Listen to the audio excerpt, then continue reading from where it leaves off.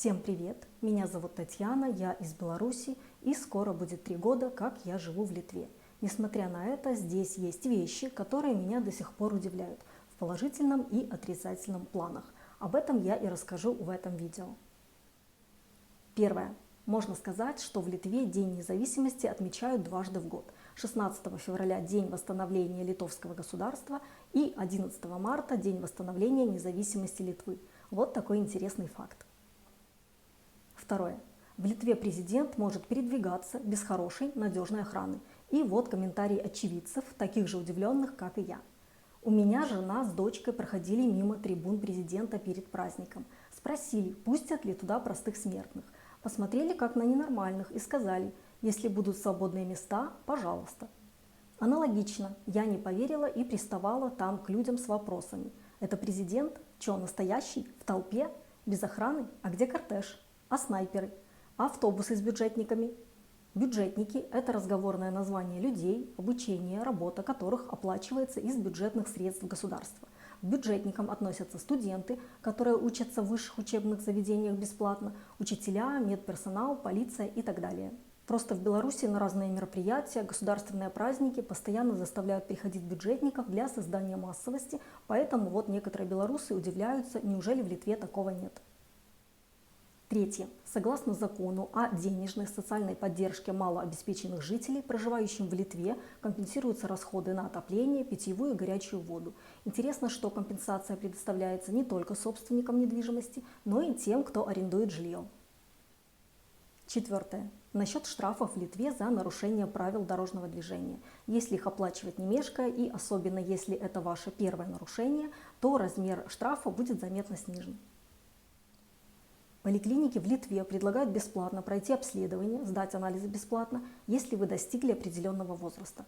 Например, в интернете, в моем личном кабинете в Антакальнисской поликлинике указано, что я имею право на бесплатные профилактические осмотры по государственным программам.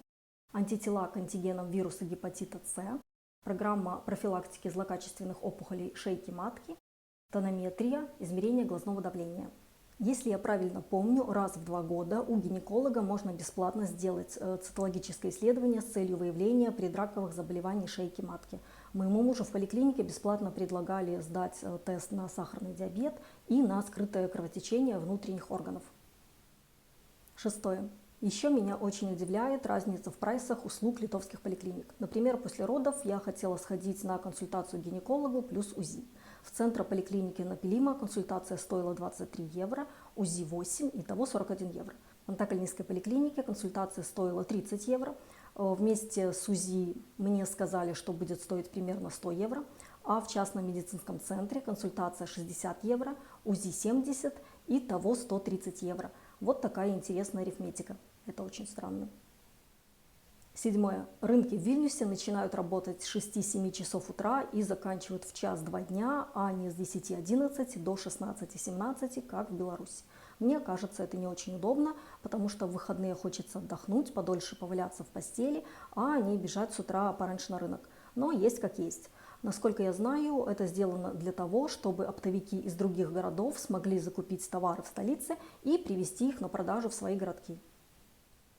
Восьмое. Родителям, у которых есть один ребенок, предоставляется один дополнительный выходной день раз в 3 месяца. Тем, у кого 2 ребенка, один дополнительный выходной раз в месяц. Выходной могут брать оба родителя, то есть каждый родитель ребенка. Думаю, это здорово. Девятое. На каждого ребенка в Литве ежемесячно выплачивается детское пособие в размере 80,5 евро или, другими словами, детские деньги. Они выплачиваются до тех пор, пока ему не исполнится 18 лет.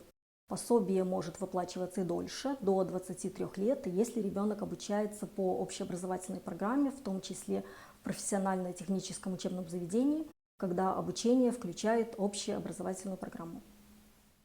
Десятое. В средних школах Литвы учителя просят покупать для первоклашек перьевые ручки. Говорят, что такие ручки способствуют более ровному и красивому почерку. Перьевая ручка не требует нажима при письме, это ее ключевое отличие от шариковой. А еще я прочитала, что плавная подача чернил в пишущем узле перьевой ручки позволяет детям писать более осознанно и концентрированно, они меньше устают.